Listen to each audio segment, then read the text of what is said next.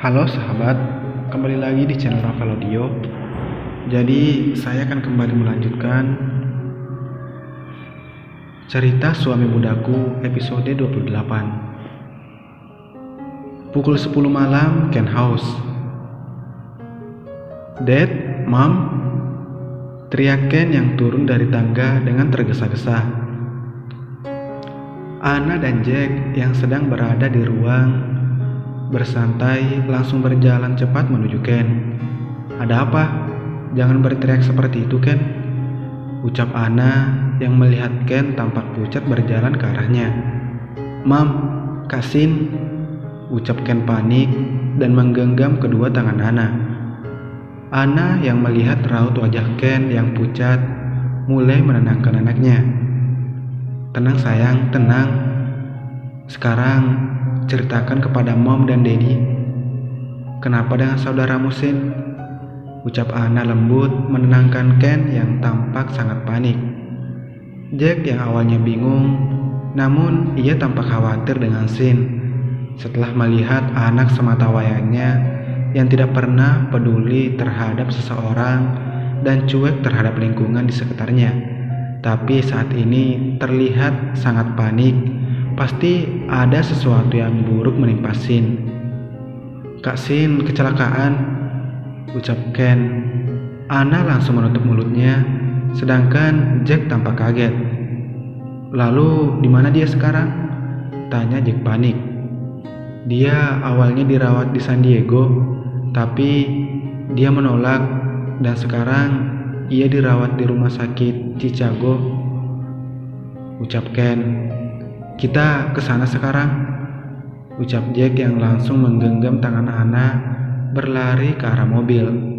Diikuti oleh Ken yang langsung duduk di belakang, sementara Jack sibuk mengeluarkan mobil dan melajukan mobilnya menuju rumah sakit.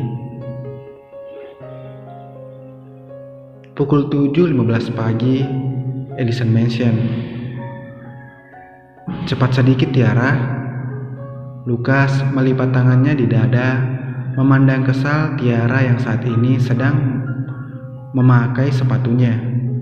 Jam menunjukkan pukul 7.15 pagi.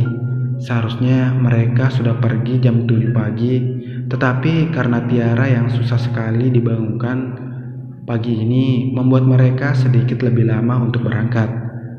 Sudah selesai, ucap Tiara riang. Wah, kalian sudah mau pergi? Tidak sarapan dulu? Ucap Diego baru saja keluar dari kamarnya. Tidak, Dad, kami sudah telat, ucap Tiara dan langsung menghampiri Diego untuk mengecup pipi sang Daddy. Sedangkan Lukas memilih segera mengeluarkan mobilnya dari garasi. Daddy, tolong jaga Cindy, oke? Ucap Tiara memeluk Diego.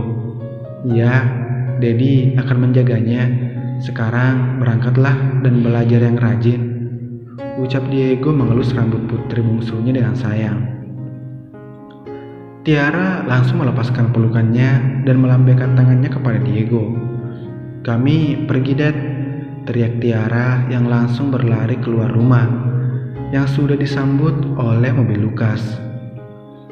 Tiara membuka pintu mobil dan masuk mendudukkan dirinya.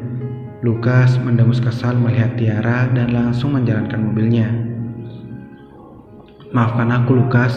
Aku sangat lelah semalam. Jadi ya sekarang kita kesiangan. Tiara tersenyum lebar, sedangkan Lukas hanya menatapnya kesal. Lelah. Lebih lelah Lukas lah yang keliling pantai. Memang semalam kau kemana? Tanya Lukas sambil fokus menyetir. Hehehe, taman bermain. Tiara terkekeh membayangkan kejadian semalam. Lukas mengangkat satu alisnya bingung. Dengan anak asuhmu dan laki-laki si muka datar? Tanya Lukas. Tiara yang mendengar kakaknya menyebut Winter laki-laki si muka datar membuat Tiara tertawa lebar. Sedangkan Lukas mengalihkan pandangannya ke arah Tiara bingung, lalu beralih kembali menatap ke depan fokus ke arah jalanan. Haha, kenapa kau menyebutnya begitu? Tanya Tiara di sela tawanya. Kau tidak bisa lihat dengan matamu. Aku tidak melihat ekspresi apapun dari mukanya selain wajah datarnya. Apa dia temanmu? Tanya Lukas penasaran. Tiara langsung terdiam dan menghentikan tawanya mendengar pertanyaan Lukas. Teman. Winter bukan temannya, tetapi musuhnya. Tapi kenapa seakan-akan waktu yang telah dihabiskan mereka seperti bukan seorang musuh? Tiara terdiam dan tidak menjawab pertanyaan kakak kesayangannya, membuat Lukas menatap Tiara yang mengalihkan pandangannya ke arah jendela. Hei, ada apa?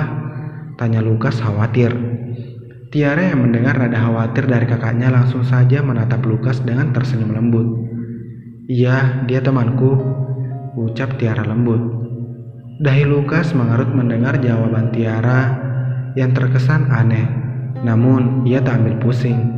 Setidaknya adiknya sudah mulai beranjak dewasa dan mulai mempunyai hal privasi yang tidak ingin diceritakan kepada Lukas.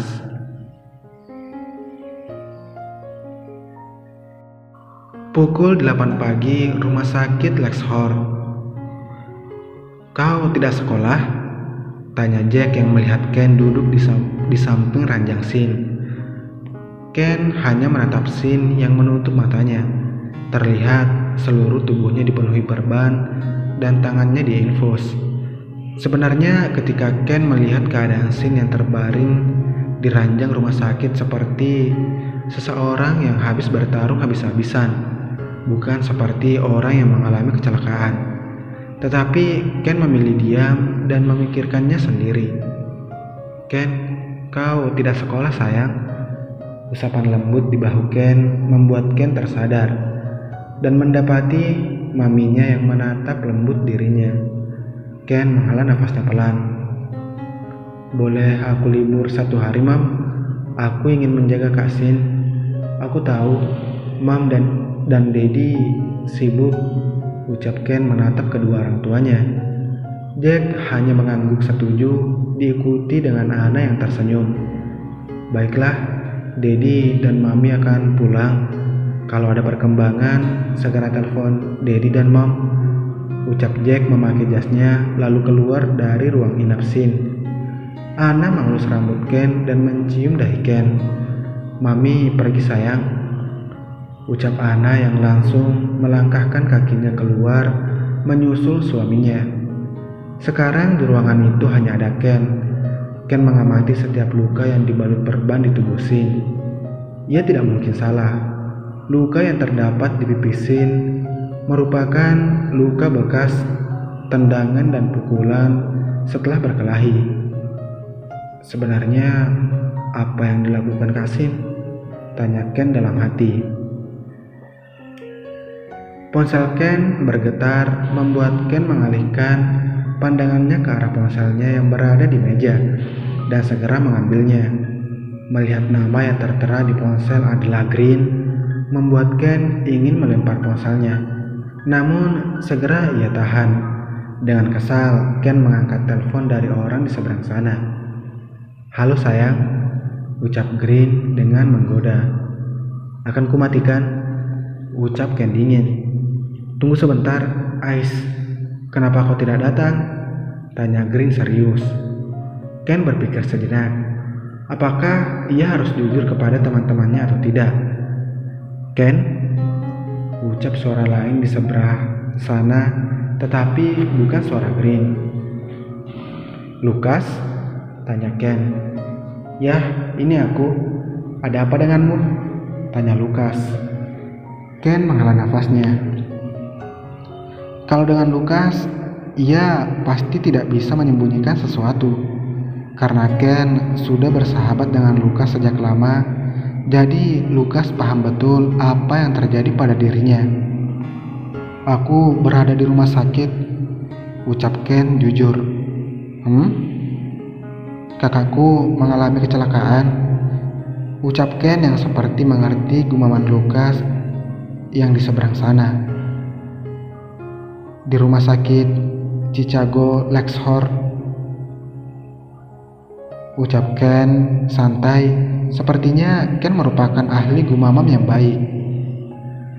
Mengenal Lukas dari kecil membuat Ken tahu semua apa yang diucapkan Lukas walaupun dalam gumaman. Sungguh Ken merupakan orang yang jenius. Baiklah, kami akan ke sana setelah pulang sekolah, ucap Lukas langsung mematikan sambungan. Ken hanya menghela nafasnya, lalu meletakkan ponselnya di meja kembali. Apa yang dikatakannya? Tanya Roy. Sekarang Lukas, Roy dan Green sedang duduk di salah satu bangku kantin. Mereka membolos pelajaran sejarah. Setelah menelpon Ken tadi, Lukas hanya diam membuat Roy dan Green penasaran. Kakaknya kecelakaan dan sekarang dirawat di rumah sakit Lexhorn, ucap Lukas sambil meminum minumannya. Green dan Roy tampak kaget. Kita harus menjenguknya, ucap Roy yang langsung diangguki setuju oleh Green. Kau ikut? Tanya Roy melihat Lukas. Lukas terdiam sebentar. Ia ada janji dengan Bella. Mungkin agak sedikit terlambat, tak apa. Ya, setelah pulang sekolah nanti, tapi aku tidak bisa berlama-lama, ucap Lukas. Baiklah, tak apa, ucap Roy. Lukas mengambil ponselnya dan mengetikkan sesuatu kepada Tiara. Sepertinya Tiara harus pulang dengan supir kembali. Sepertinya Lukas tidak tahu siapa yang akan dijenguknya. Dan bagaimana jika Ken mengetahui siapa yang menyebabkan kakaknya terbaring lemah di rumah sakit? Mungkin sesuatu yang menarik akan terjadi setelah ini. Pukul 8.10 pagi, apartemen Bella.